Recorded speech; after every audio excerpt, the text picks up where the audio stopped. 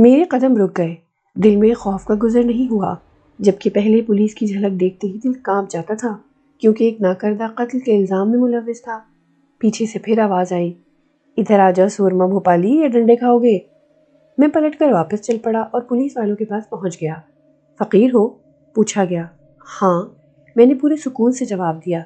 چل بے کشن، دے دے، ایک پولیس مین نے کہا، اور دوسرے پولیس والے نے پولیس وین سے ایک بڑا شاپنگ بیگ نکال کر میری طرف بڑھا دیا۔ کھانا ہے اس میں، کھا لینا، اور سن، دعا کرنا ہمارے لیے۔ جی، میں نے کہا اور شاپر لے لیا۔ میرے لیے دعا کرنا کہ میں حوالدار بن جاؤں، میں ASI اور میں انسپکٹر۔ چل پھوٹ لے، چل۔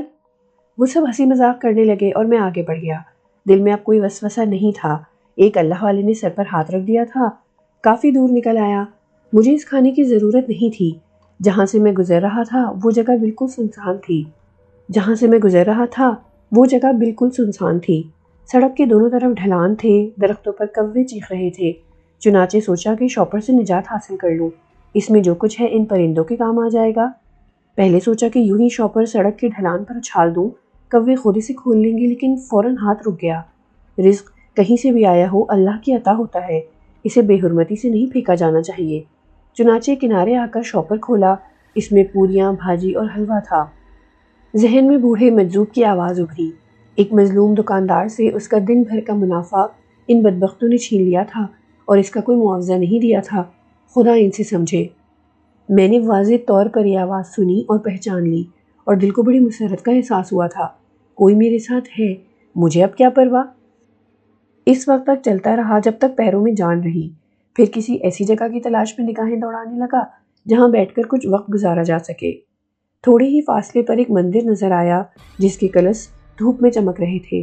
اس کے احاطے میں سائے دار درخت جھول رہے تھے۔ اس طرف چل پڑا اور ایک درخت کے سائے میں بیٹھ گیا۔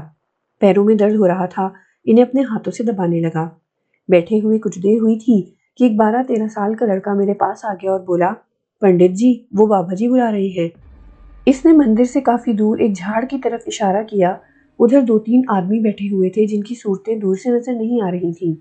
لڑکے کے پنڈت جی کہنے پر مجھے ہنسی آ گئی۔ پھر میں نے کہا، مجھے ہی بلایا ہے، کسی اور کے لیے تو نہیں کہا؟ نہیں جی، مجھے 10 روپے دیے ہیں انہوں نے، آپ ہی کو بلایا ہے، لڑکے نے کہا اور بھاگ گیا۔ ویسے بھی میرے آس پاس اور کوئی نہیں تھا، دیکھوں کون ہے، کیا معاملہ ہے۔ تھکن دور نہیں ہوئی تھی، تاہم اٹھ کر چل پڑا۔ ادھر بیٹھے لوگ اب میری ہی طرف دیکھ رہے تھے۔ پھر میرا دل زور سے دھڑکا۔ میں نے بنسی راج کو پہچان لیا تھا۔ فاصلہ ختم ہو گیا، میں ان کے پاس پہنچ گیا۔ بنسی راج نے دونوں ہاتھ جوڑ کر کہا، جے کالی ماتا۔ آئیے مہاراج، بیٹھیے، بیٹھ جائیے، یہ کالی منڈلی ہے اور ہم آپ کا سواگت کرتے ہیں۔ بیٹھ جائیے، ابھی سواری آتی ہوگی۔ میں بیٹھ گیا تو بنسی راج نے پھر کہا، میں آپ سے جو باتیں کروں گا وہ میری نہیں، بھوریا مہاراج کی ہوں گی اور آپ اسی کو جواب دیں گے۔ ہاں بولو، میں نے کہا۔ مہاراج نے کہا تھا آپ سے کہ ہر تصویر کے 2 رخ ہوتے ہیں۔ آپ نے پہلے رخ کی جھلک دیکھ لی، راج محل، پورنیا، راج مکٹ۔ دوسرے رخ میں آپ نے جھاڑو لگائی اور ٹھیکیدار کی لات کھائی، وہ ایک نمونہ تھا۔ آپ نے اگر مہاراج کی بات نہ مانی تو سارا جیون لاتے کھا کر بتا دیں گے۔ سو مہاراج چاہتے ہیں کہ آپ ہمارے ساتھ سہارنپور چلیں، وہ آپ کے ماتا پتا کی جنم بھومی ہے، وہیں پیر پھاگن کی درگاہ ہے جہاں بھوریا مہاراج ان کے چرن چھونا چاہتے ہیں۔ سو فیصلہ کریں۔ مہاراج نے کہا ہے کہ اگر آپ تیار ہوں تو آپ کو سہارنپور لے جایا جائے، اور نہ ہو تو پھر یہیں چھوڑ دیا جائے، پھر مہاراج جانے اور آپ۔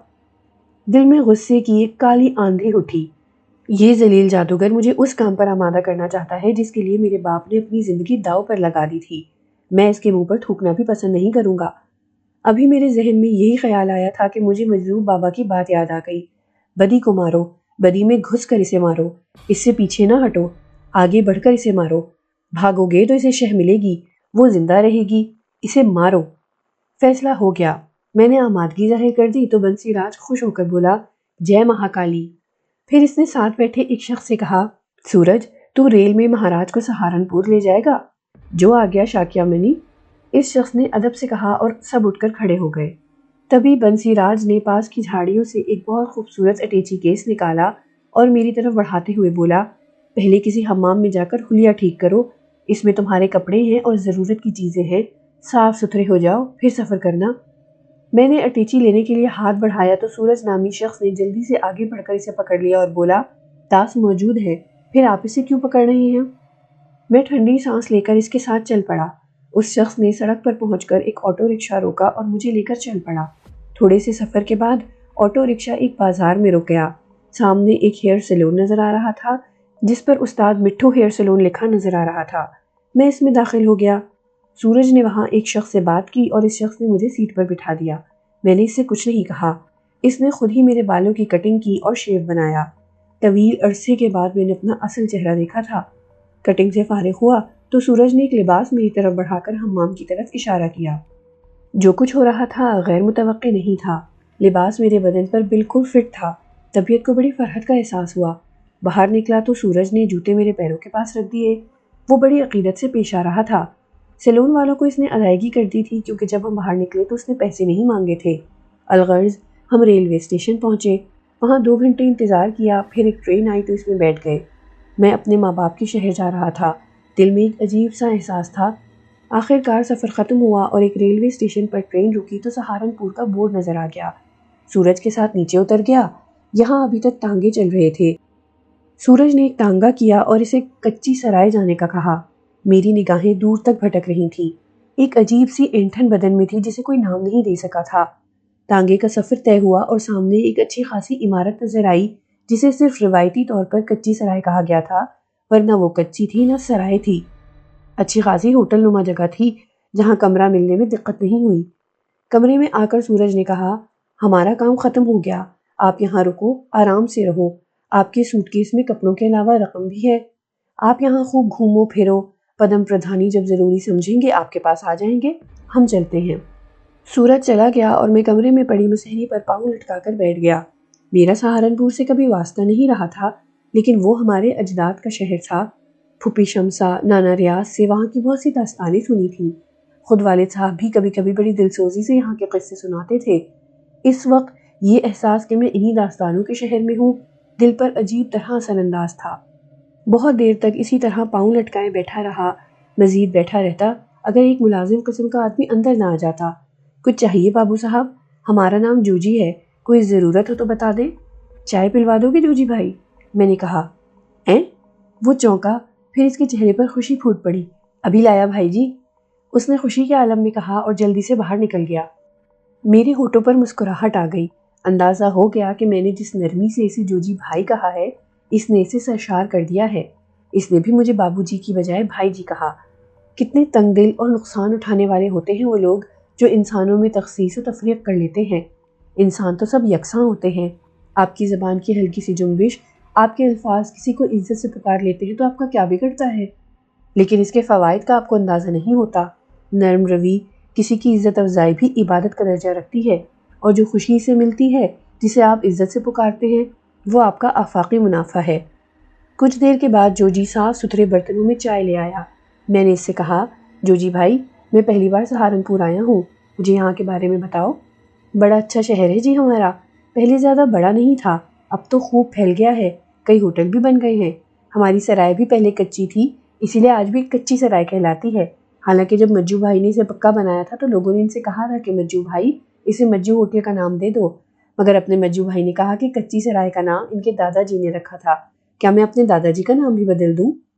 جوجی سے میں نے سہارنپور کے بارے میں بہت کچھ معلوم کیا اور مجھے بہت کچھ معلوم ہو گیا۔ بھوریا چرن کا کارندہ مجھے یہاں چھوڑ گیا تھا اور بھوریا چرن مطمئن تھا کہ اب مجھے اس کا کام کرنا ہی ہے۔ میں یہاں تک آ گیا تھا لیکن دل میں یہی خیال تھا کہ کروں گا وہی جس کا فیصلہ روز اول کر لیا ہے۔ مسلمان ہوں، اپنا ایمان کبھی نہیں بیچوں گا۔ یہ پاک لوگ اللہ کے پیارے ہوتے ہیں، اس کے احکامات مان کر اس کی عبادت کر کے اس کا قرب حاصل کرتے ہیں۔ ہم گنہگار ان کے قدموں کی خاک نہیں ہوتے۔ اتنا تو کر سکتے ہیں کہ ان کے مزار مقدس کی بے حرمتی نہ کریں۔ بدکار اور گندا سادھو مجھے کبھی مجبور نہیں کر سکتا کہ میں اس کے ناپاک خواہش پوری کر دوں۔ آج کا پورا دن کچی سرائے میں ہی گزارا۔ جوجی کو میری خدمت پر معمور کیا گیا تھا، بڑا معصوم سا آدمی تھا۔ دن میں اس نے اپنے بارے میں بتایا، بس جی اماں ہے گھر میں، جوان بہن ہے مگر جن کا سایہ ہے جی اس پر، دورے پڑتے رہتے ہیں، بڑا علاج کرایا، جھاڑ پھونک بھی کرائی ہے، ایک مولوی سے بھی علاج کرایا مگر جن بڑا بکٹ ہے، مولوی کی خوب پٹائی کی اور وہ علاج چھوڑ کر بھاگ گیا۔ بس جی، اللہ مالک ہے، کوئی رشتہ بھی نہیں آتا، کون ایسی لڑکی سے شادی کرے گا؟ حالانکہ ماموں کے بیٹے سے ٹھیکرے کی مانگ تھی، مگر ٹھیکرے ہی میں جا پڑی۔ ماموں نے صاف انکار کر دیا، کہتے ہیں جہیز تگڑا دیا جائے تو وہ اس حال میں بھی شادی کے لیے تیار ہے۔ اوہ، ماموں کا بیٹا کیا کہتا ہے؟ میں نے پوچھا۔ وہ بڑا نیک ہے جی، کبھی کبھی گھر آ جاتا ہے، روتا رہتا ہے، منہ سے کچھ نہیں کہتا۔ روتا کیوں ہے؟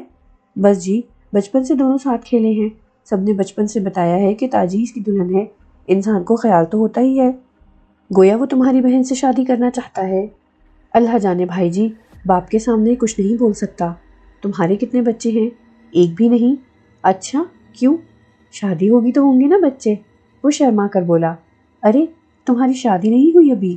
نہیں جی، ابا جب مرنے لگے تو انہیں قول دیا تھا کہ جب تک بہن کی رخصتی نہیں کروں گا اپنی شادی نہیں کروں گا۔ میں سوچ میں ڈوب گیا، بے اختیار دل چاہا کہ جوجی کی بہن کو دیکھوں، پتہ چلے کہ کیسا جن ہے اس پر۔ ایک بار پہلے بھی ایک مکروہ اور گندی روح سے ایک بچی کو آزاد کرایا تھا۔ کچھ سوچ کر میں نے جوجی سے کہا، جوجی، میں تاجی کو دیکھ سکتا ہوں؟ وہ میری بھی بہن جیسی ہے، اسے دیکھنے کو جی چاہتا ہے۔ ہم اسے یہاں لے آئیں گے بھائی جی۔ کیوں، تم مجھے اپنے گھر نہیں لے چلو گے؟ اپنے گھر؟ جوجی کے چہرے پر ایک دم خوشی چمکی، پھر بجھ گئی، پھر وہ شرمندہ سے لہجے میں بولا، ہمارا گھر ایسا ہی ہے، پھر بھی آپ چلو گے تو بڑی خوشی ہوگی۔ کتنی دور ہے تمہارا گھر؟ وہ کیا ہے سامنے، وہ چھپر والا گھر پیچھے کی کھڑکی سے نظر آتا ہے۔ یہ تو بڑی اچھی بات ہے، میں نے کہا۔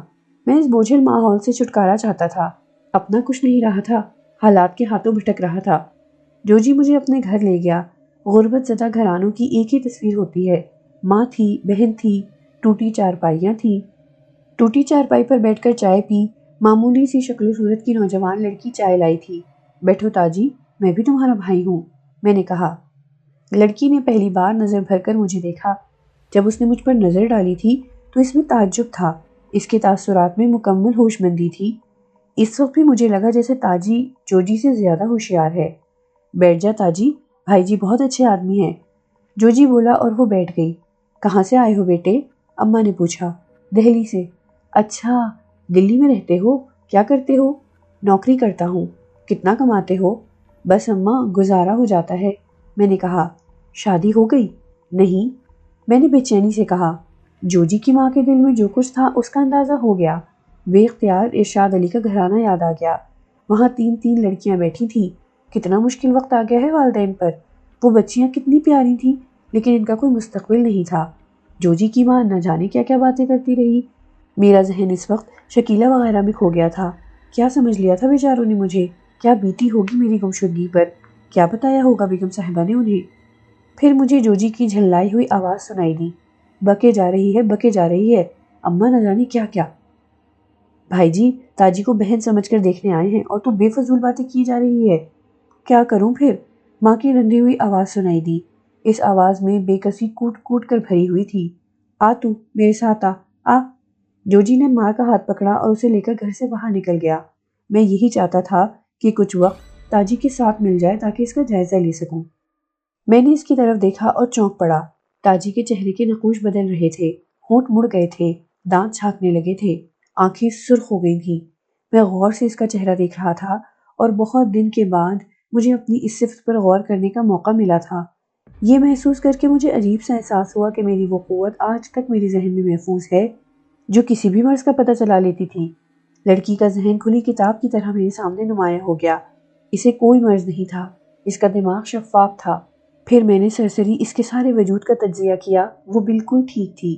اچانک لڑکی کے حلق سے ایک عجیب سی خرخراتی آواز نکلی، دوبارہ ادھر کا رخ مت کرنا ورنہ تیرے بدن سے خون کا ایک ایک قطرہ چوس لوں گا۔ یہ میری محبوبہ ہے، اسے مجھ سے کوئی نہیں چھین سکتا۔ آواز بالکل مردانہ تھی۔ میں نے ایک بار پھر گہری نظروں سے اسے دیکھا، پھر یہی اندازہ ہوا کہ سب فراڈ ہے۔ وہ آواز بدل کر بول رہی ہے، لیکن جو کچھ وہ کر رہی تھی وہ بے حد شاندار تھا۔ اس کے بدلے ہوئے نقوش بہترین پریکٹس کا نتیجہ تھے۔ جو کیفیت اس نے اپنائی تھی وہ اچھے اچھوں کی ہوا خراب کرنے کے لیے کافی تھی، لیکن مجھے اندازہ ہو گیا کہ یہ سب اداکاری ہے۔ میں نے دروازے کی طرف دیکھا، شاید جوجی اندر آ رہا تھا۔ چنانچہ میں نے سرگوشی کے انداز میں کہا، سامنے کچی سرائے میں ٹھہرا ہوا ہوں، وہ جو تمہارے گھر کے سامنے کھڑکی نظر آتی ہے وہ میرے کمرے کی کھڑکی ہے۔ جو کچھ تم کر رہی ہو مجھے اس کا اندازہ ہے۔ चाहो तो मुझे इसकी वजह। अभी इतना ही कहा था कि जोजी अंदर आ गया। उसने ताजी का चेहरा देखा और ठंडी सांस लेकर बोला, उठ, मुझे पता है कि इधर भी यही सब कुछ हो रहा होगा, चल उठ। इसने ताजी का हाथ पकड़ा और मेरी तरफ देख कर बोला, अभी आया भाई जी, बस 2 मिनट। ये कहकर वो ताजी का हाथ पकड़कर तकरीबन घसीटता हुआ वहां से ले गया। मेरा जहन इस मफलूकुल हाल घराने की मुश्किलात का अंदाज़ा लगा रहा था। दुनिया में इंसान के लिए क्या क्या मुश्किलात मौजूद हैं, कोई सोच भी नहीं सकता। कुछ देर के बाद जोजी वापस आ गया और फीकी मुस्कुराहट के साथ बोला, देख लिया भाई जी आपने हमारे घर को, यही तमाशा दिन रात होता है। तुम बहुत अच्छे इंसान हो जोजी, माँ और बहन की खिदमत करके इबादत कर रहे हो। एक बात तुमसे ज़रूर कहूँगा, खुदा के यहाँ देर है अंधेर नहीं। बहुत जल्दी तुम्हारे दिन फिर जाएंगे और ये मुश्किलें तुम्हें याद भी नहीं रहेंगी। कितनी देर है भाई जी, उम्र गुजर गई, देखिए कब फिरेंगे हमारे दिन। वो उदासी से बोला। फिर हम वापस आ गए। बड़ा तजस्सुस था मेरे दिल में। मुझे ये पता चल गया था कि ताजी को कोई बीमारी या साया वाया नहीं है। वक्त गुजरता गया। बज़ाहिर मुझे यहाँ कोई ख़तरा नहीं था, दिल को भी इत्मीनान था, क्योंकि मेरी रहनुमाई की गई थी कि बदी से घबराकर इससे दूर भागने की कोशिश मुनासिब हल नहीं है। बेहतर है कि इसका खात्मा करने की कोशिश की जाए। सो मैं यहाँ तक आ गया था और इंतज़ार में था कि भूरिया चरण या महाराज कब मुझे अपने काम के लिए कहते हैं। रात हो गई। खाने से फारिग होकर मैं आराम करने के लिए लेट गया। इस वक्त रात के 12 बजे थे जब मुझे अपने कमरे की अपनी खिड़की पर थप थप की हल्की हल्की आवाज़ें सुनाई दी। मैं चौंक पड़ा। मैं खिड़की पर पहुंचा और मैंने बेधड़क खिड़की खोल दी। खिड़की के दूसरी तरफ एक इंसानी वजूद काले रंग की चादर में लिपटा हुआ खड़ा था। इससे पहले कि मैं कुछ बोलता, मुझे एक निस्वानी आवाज़ सुनाई दी, भाई जी, मैं ताजी हूँ। अरे ताजी, तुम ठीक तो हो? मैंने कहा। मुझे थोड़ा सा वक्त देंगे? बोलो। इतना थोड़ा भी नहीं, आप इस खिड़की से बाहर आ जाइए, इसमें सलाखें नहीं है, मुझे आपसे ज़रूरी बातें करनी हैं। अच्छा, मैंने उलझे हुए लहजे में कहा। इसे अपने कमरे में भी बुला सकता था, लेकिन ये बहुत ख़तरनाक बात होती। मैंने वापस आकर जूते पहने और फिर खिड़की से नीचे उतर गया। कमरे का दरवाज़ा पहले ही अंदर से बंद था। आइए भाई जी, वो बोली और एक आवारा रूह की तरह आगे बढ़ने लगी। कुछ फासले पर ऊंचे ऊंचे झाड़ नजर आ रहे थे, जिनके दूसरी तरफ पीपल का दरख्त था। वो उसी तरफ बढ़ रही थी। यहाँ कीड़े मकोड़े नहीं है भाई जी, बैठिए। बात क्या है ताजी? आपने ठीक कहा था, मुझ पर ना साया है ना बीमार हूँ, बस जिंदा रहने की कोशिश कर रही हूँ। जब जीना नामुमकिन हो जाए तो हम दोनों मर जाएंगे। हमने पीर पागन के दरबार पर कसम खाई है। हम दोनों कौन? मैंने पूछा। मैं और कासिम। कासिम वो है जिससे तुम बचपन से मंसूब हो? हाँ भाई जी, हमने बचपन से एक दूसरे को अपनों की तरह देखा है। ना वो ना मैं किसी और के बारे में सोच सकते हैं। मेरी माँ का कसूर नहीं है, वो तो मामू इकबाल की एक आवाज़ पर मेरा निकाह करने को तैयार है, मगर मामू का खून सफ़ेद हो गया है, वो जहेज मांग रहे हैं। मगर तुमने ये ड्रामा करके अपने घर वालों को क्यों परेशान कर रखा है? कहा ना, जीना चाहती हूँ इसलिए सब कर रही हूँ। अम्मा को मेरी बड़ी परेशानी है। मैं ये सब कुछ ना करती तो अब तक मर चुकी होती। अम्मा किसी न किसी को घेर लेती और मेरी ज़बरदस्ती शादी कर दी जाती। जिन भूत का चक्कर चलाकर मैं रिश्ता लाने वाले को भगा देती हूँ। अब तो बड़ी मशहूर हो गई हूँ और अब लोग मेरा रिश्ता नहीं लाते। ज़बरदस्त, ये ड्रामा तुमने कहाँ से सीखा? 8 जमात पढ़ी हूँ, बेवकूफ़ नहीं हूँ। मेरे पास क्यों आई हो? अम्मा जोजी के पीछे पड़ी हुई है कि आप इतने शरीफ हैं तो आपको मजबूर करें कि आप मुझसे ब्याह कर लें। मेरी आपके पास आने की हिम्मत यूँ पड़ गई कि आपने मुझे बहन कहा है। मुझे हंसी आ गई। अगर मैं तुझे बहन ना कहता तो यही अदाकारी करती रहती? इससे भी ज़्यादा करती, वो बोली। मैं खूब हंसा। फिर मैंने कहा, अगर किसी को पता चल गया कि तू इस तरह मेरे पास आई है और कोई तुझे तलाश करने निकल पड़ा तो? कुछ नहीं होगा, मैं अक्सर निकल आती हूँ मगर कोई मेरा पीछा नहीं करता। खुद जोजी भी जिन भूतों से बहुत डरता है। अब तो आसपास के लोग भी अगर रात में मुझे देख ले तो दौड़ लगाकर घरों में घुस जाते हैं। इस तरह मैं कासिम से भी मिल लेती हूँ। मगर एक बात कहूँ? हाँ बोलो। हम मिलते ज़रूर हैं, मगर हमने कभी एक दूसरे का हाथ तक नहीं पकड़ा, ताकि मौला के पास जाएं तो गुनहगार बनकर ना जाएं।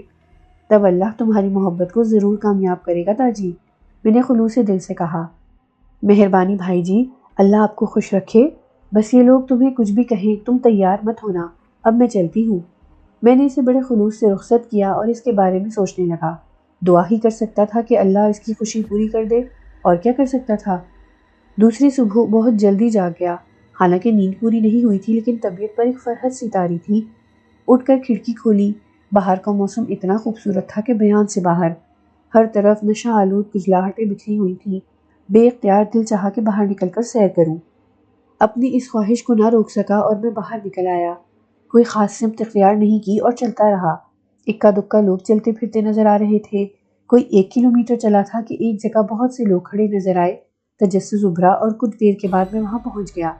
کچا اکھاڑا تھا۔ بہت سے پہلوان لنگوٹ کسے زور کر رہے تھے اور بہت سے کنارے کھڑے انہیں دیکھ رہے تھے۔ اچانک ایک لمبا تڑنگا معمر آدمی آگے بڑھا اور 2 ایسے نوجوانوں کے پاس پہنچ گیا جو ایک دوسرے سے گتھم گتھا تھے۔ اس نے ان میں سے ایک کے منہ پر بڑے زور کا تھپڑ مارا۔ کیا تھپڑ تھا! اس اچھے خاصے وزنی نوجوان نے 2 قلباسیاں کھائی تھیں۔ عمر رسیدہ آدمی نے گالیاں بکتے ہوئے کہا، اگر تجھ سے کلاجنگ نہیں لگائی جا رہی ہے تو چانٹی کیوں نہیں لگا رہا؟ اتنی دیر سے دونوں ارنے بھینسے بنے ہوئے ہو، اور تو بے! عمر رسیدہ آدمی دوسرے جوان کی طرف بڑھا تو اس نے خوف سے پیچھے ہٹتے ہوئے دونوں ہاتھ جوڑ دیے۔ معافی استاد، معافی، غلطی ہو گئی۔ کان پکڑ کر 100 اٹھک بیٹھک لگا۔ چل شروع ہو جا۔ نوجوان نے جلدی سے کان پکڑے اور اسکول کے بچوں کی طرح اٹھک بیٹھک لگانے لگا۔ ابے ہاں دیکھو، مینڈوں کی طرح ٹکریں مار رہے ہیں، کوئی داؤ نہیں آزما رہا۔ اس نے کھڑے ہو کر تماشا دیکھنے والوں سے کہا اور اسی وقت اس کی نگاہ مجھ پر پڑی۔ بات کرتے ہوئے وہ رخ بدل رہا تھا۔ مجھ پر نظر پڑی تو جلدی سے دوبارہ مجھے دیکھا۔ دیکھتا رہا، پھر آہستہ آہستہ چل کر میرے قریب آ گیا۔ قریب سے مجھے دیکھتا رہا، پھر سرسراتی آواز میں بولا، مسعود؟ مخاطب میں ہی تھا اور اس نے میرے والد کا نام لیا تھا، اس لیے میرا جواب دینا ضروری تھا۔ اس سے پہلے کہ میں کچھ بولتا، اس نے دوبارہ کہا، مسعود؟ تو مسعود ہے نا؟ نہیں، میرا نام کامران ہے۔ اچھا، ہاں ٹھیک ہے، وہ اتنا جوان کیسے ہو سکتا ہے؟ مگر جوان حیرت ہے، یہ تو سنا ہے کہ اللہ پاک نے ہر انسان کے ساتھ ہم شکل بنائے ہیں، مگر ایسے ہم شکل کے بندہ دیکھتا رہ جائے۔ مگر تجھے پہلے کبھی نہیں دیکھا، کہیں باہر سے آیا ہے؟ ہاں، دہلی سے۔ ایک اور بات بتانا چاہتا ہوں۔ ہاں بول، بڑی پرانی کہانی یاد دلا دی ہے تو نے، بول۔ میرے والد صاحب کا نام بھی مسعود تھا اور ان کے والد کا نام محفوظ احمد تھا۔ او تیری خیر، تو مسعود کا بیٹا ہے، پاکستان سے آیا ہے؟ ہاں۔ او میری جان، میں تیرا چاچا ہوں، علی خان ہے میرا نام۔ مسعود کہاں ہے وہ؟ انتقال ہو چکا ہے ان کا، اللہ مغفرت کرے۔ بودی، ابے او بودی، چل اکھاڑا چل، میرا مہمان آیا ہے، میں چلتا ہوں۔ آؤ بیٹے آؤ۔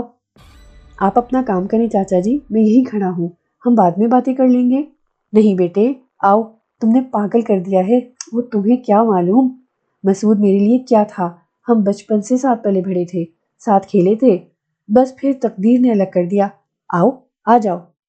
علی خان پہلوان کے گھر بہت اچھا تھا، خاص طرز کا بنا ہوا تھا۔ ایک بڑی سی بیٹھک میں انہوں نے اپنا پورا خاندان جمع کر لیا، بیٹے بیٹیاں بہوئیں۔ خاص طور سے انہوں نے اپنی بیگم کو آگے بلایا اور بولے، پہچانو کون ہے؟ سفید بالوں والی خاتون نے مجھے دیکھا، پھر جھٹ سے بولی، مسعود بھیا کا بیٹا لگے ہے، انہی کی شکل کا ہے۔ خاتون کے جواب پر میں دنگ رہ گیا، کیا یادداشت تھی! علی پہلوان نے کہا، حیران مت ہو بیٹا، پہلے محبتیں ایسی ہی تھیں۔ جمیلہ کو مسعود بھابھی نہیں بہن کہتا تھا، یہ بھی ہماری بچپن کی ساتھی تھی، بڑا وقت لگا ہے ہمارے ساتھ کا۔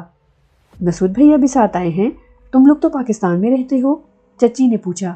مسعود اب اس دنیا میں نہیں ہے، چلا گیا دنیا چھوڑ کر، علی چچا گلوگیر لہجے میں بولے اور خاتون نے دوپٹہ آنکھوں پر رکھ لیا۔ چند لمحے سوگ کی فضا رہی، پھر علی پہلوان نے کہا، چلو آرام کا بندوبست کرو اس کے لیے۔ ارے تیرا سامان کہاں ہے کامران؟ وہ چچا جان، میں نے کچی سرائے میں کمرہ لیا ہوا ہے۔ میں نے کہا، چل کوئی بات نہیں، تجھے ہمارے بارے میں پتہ کہاں ہوگا، آ جائے گا سامان ادھر سے۔ وہ میں ادھر آرام سے ہوں، کوئی پریشانی نہیں ہے، آپ کے پاس روز آتا رہوں گا۔ اور ہم نے یہ مڑیا آگ لگانے کے لیے بنائی ہے؟ مجھے اندازہ ہو گیا کہ پھنس گیا ہوں، یہ روایتی محبت ہے جس میں کوئی کھوٹ نہیں ہوتی۔ خاموش ہو گیا، بھرا بھرا گھر تھا، سب میرے ارد گرد تھے، بڑی خاطر مدارات ہوئی۔ دوپہر کو علی چچا نے کہا، تو پہلی بار ہندوستان آیا ہے؟ جی چچا۔ خوش ہو پاکستان میں؟ جی اللہ کا شکر ہے۔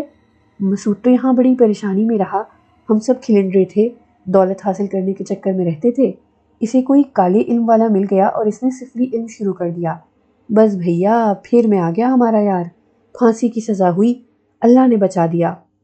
سارے گھر والے جادو کے جال میں پھنس کر دربدر ہو گئے، مگر 12 برس کے بعد تو گھوڑے کی بھی پھر جاوے ہے، اللہ نے بچا کر پاکستان پہنچا دیا۔ اللہ بڑا بادشاہ ہے، پاکستان جا کر اس نے خط لکھے تھے ہمیں، دکھاتے ہیں تمہیں۔ علی چچا بہت پرانے کاغذ نکال لائے جنہیں انہوں نے سنبھال کر رکھا ہوا تھا۔ انہوں نے مجھے ایک خط دکھایا، میں اسے پڑھنے لگا۔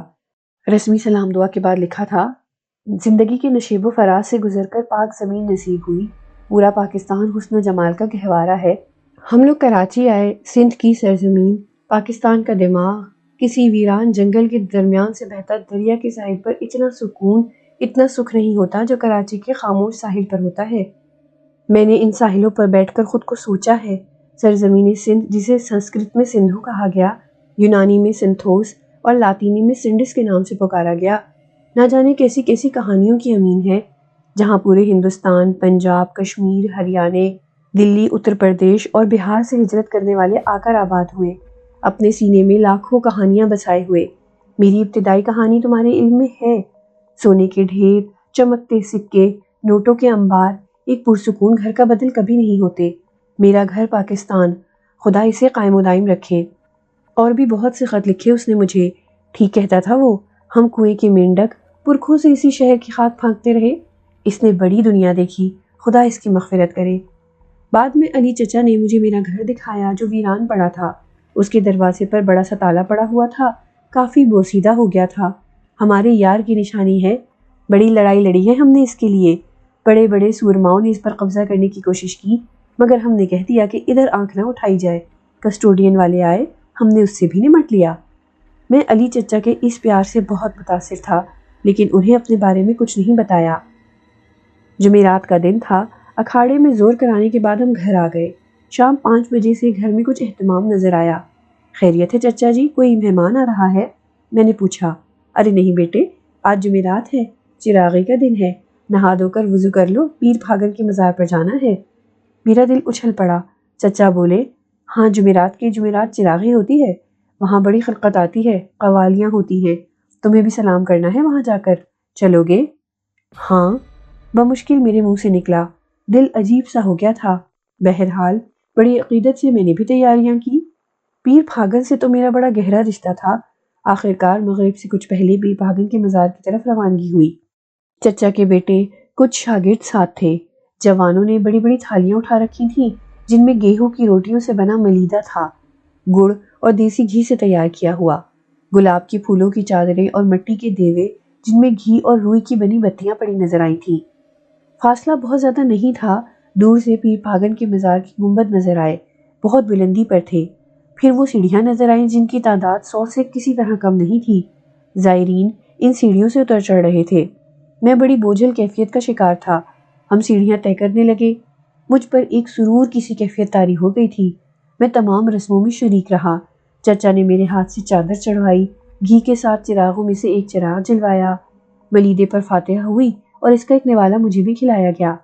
یہ بڑی دلچسپ رسمیں تھیں جن میں بہت لطف آ رہا تھا، اور میں عقیدت مندوں کی محبت دیکھ رہا تھا کہ پیچھے سے آواز آئی، سلام بھائی جی۔ پلٹ کر دیکھا تو جوجی تھا۔ وعلیکم السلام جوجی، کیسے ہو؟ فضل ہے مولا کا، جوجی نے کہا اور پھر پیچھے رخ کر کے کہا، سلام کر بھائی جی کو۔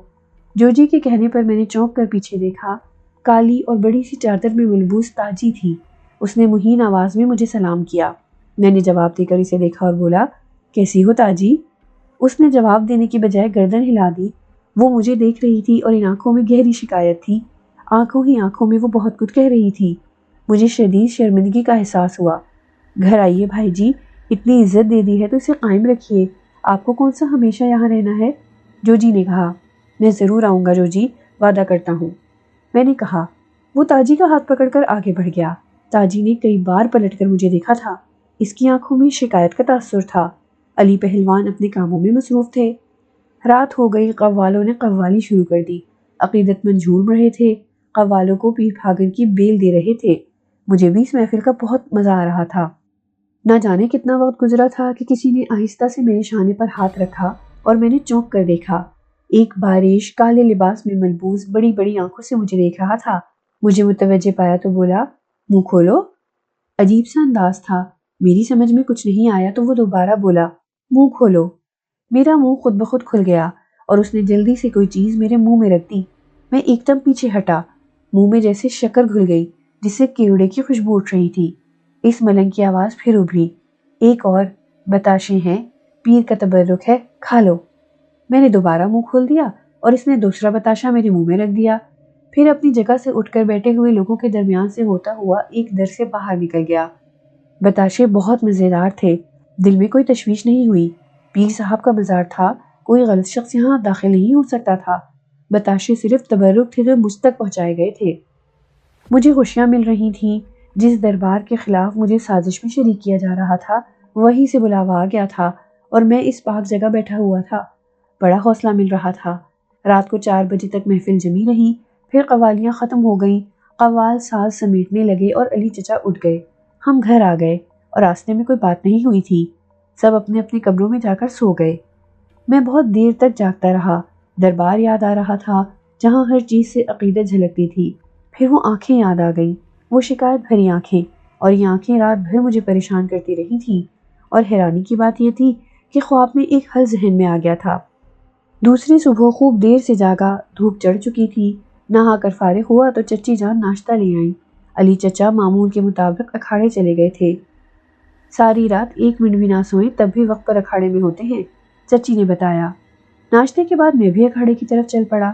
چچا جی پوری رفتار سے گالیاں بک رہے تھے، مجھے دیکھ کر میرے پاس آ کھڑے ہوئے۔ وقت گزرتا گیا، پھر تمام پٹھے چلے گئے تو ہم دونوں اکھاڑے سے چل پڑے اور شمشاد علی کے ہوٹل آ پہنچے۔ اکثر یہاں بیٹھ کر چائے پیتے تھے۔ اس بات کا میں بخوبی اندازہ کر چکا تھا کہ اپنے علاقے میں علی پہلوان کا بڑا رعب تھا، لوگ جھک جھک کر سلام کرتے تھے۔ چائے کے گھونٹ لیتے ہوئے میں نے کہا، علی چچا مجھے آپ سے ایک ضروری کام ہے۔ بولو۔ آپ اقبال کو جانتے ہیں؟ کون اقبال؟ سہارنپور کا ہے؟ ہاں، اسی محلے میں رہتا ہے، کچی سرائی میں اس کا بھانجا جوجی نوکری کرتا ہے۔ اچھا، وہ اقبال کن میلیا؟ ہاں جانتا ہوں۔ اس کا بیٹا قاسم ہے؟ بالکل ہے، پہلے اکھاڑے پر آتا تھا، اب سناری کا کام کرتا ہے۔ تم انہیں کیسے جانتے ہو؟ کچی سرائی میں جوجی نوکری کرتا ہے، اس نے یہ سب بتایا تھا۔ اصل میں اقبال جوجی کا ماموں ہے، جوجی کے باپ کی موت کے بعد ان لوگوں کے حالات خراب ہو گئے۔ بچپن میں اقبال نے جوجی کی بہن تاجی سے اپنے بیٹے قاسم کا رشتہ طے کر دیا تھا۔